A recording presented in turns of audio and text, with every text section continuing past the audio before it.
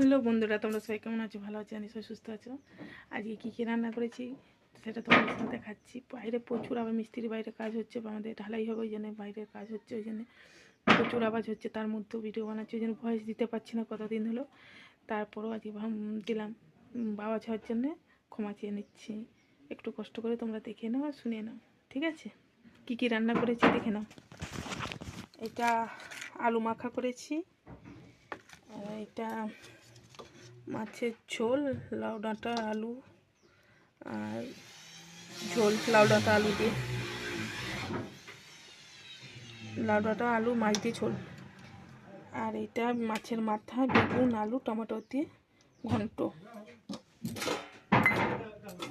সকালে একটু খিচুড়ি বানিয়েছিলাম, এটা খিচুড়ি। সকালে আমি খাইনি, আমি বললাম আমি খাবো, থাক। আমি সকালে খাইনি, ওই জন্য এটা রাখছে আমার জন্য। আজকে রান্না এইটুকুই,